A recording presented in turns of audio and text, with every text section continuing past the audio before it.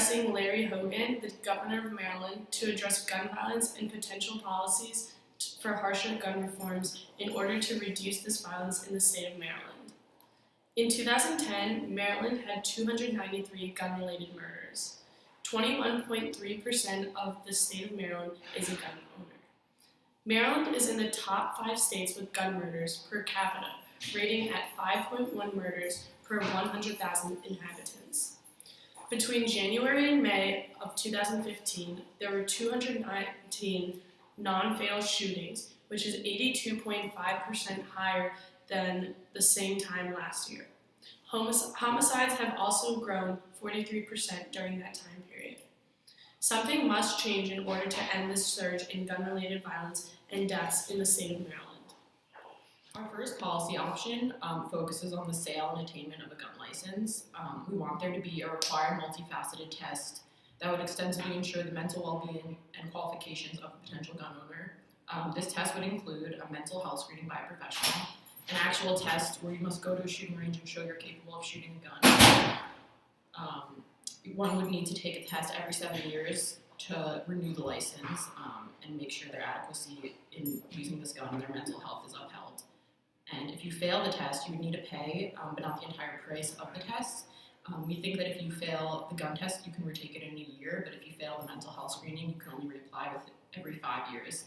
And if you fail a mental health screening in another state, you still need to wait those 5 years in Maryland.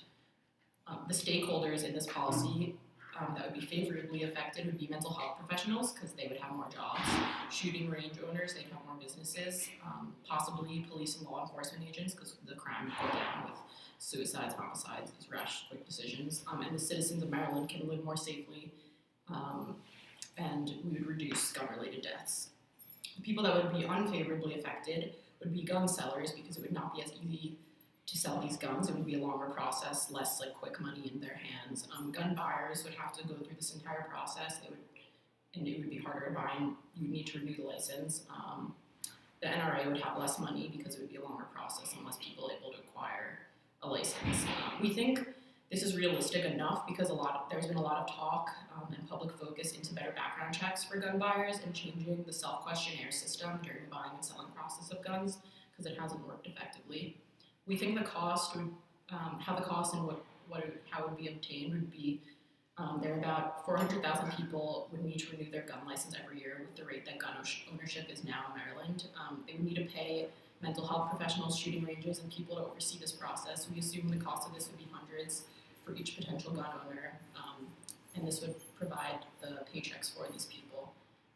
We assume it wouldn't be too costly, and each individual gun owner would need to pay about $100 to get a renewal, which is 5 times the current price of $20 it is to renew a license without this extensive process and test. And this money would obviously be obtained by these citizens trying to buy a gun and paying for the cost for this test. Our second policy focuses on the possession of guns.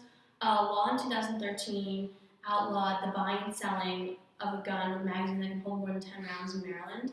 And we wish to standardize this law so that someone cannot buy a gun with more than 10 rounds and bring it into the state, because as of now that would be illegal. So we wish to outlaw this so that someone cannot bring these illegal guns into the state and have them legally. So if someone were to have these types of guns in the state and they were found, they would be seized by law enforcement agencies, and these guns could be replaced, would trade it in for a smaller legal gun, and the owner could receive some type of reimbursement. So the stakeholders for this type of policy, it would affect lobbyists that favor harsher and stricter gun controls. It would affect them favorably, and also help citizens out who are affected by gun violence in their neighborhoods. It would unfavorably affect gun manufacturers and bullet manufacturers for obvious reasons.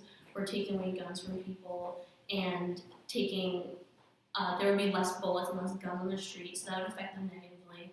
Also, it affects citizens that have these guns negatively, but there would be systems in place that they can still own guns, just not these ones with more than 10 that can hold more than 10 rounds in them. It's a pretty realistic policy, considering that this law that outlaws guns with more than 10 rounds, it was just passed recently in 2013. So the environment is still there where people want this type of policy.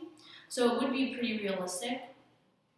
And But it would be hard because it would require more law enforcement and policing of possession of guns because these guns are already in the population, people already own them.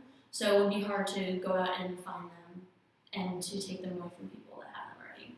And this also, it might push these guns into the black market, but that is a risk for the gun line that we have to look at.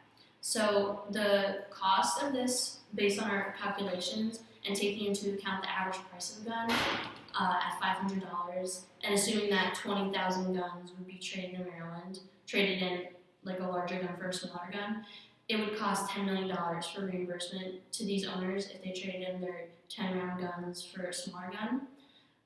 But we are sure legislators could negotiate a deal with gun manufacturers, but that is a conservative estimate. And this cost could be obtained through these negotiations with gun manufacturers, and also tax incentives and rebates could be given to the manufacturers through these negotiations, which would provide some money towards this program.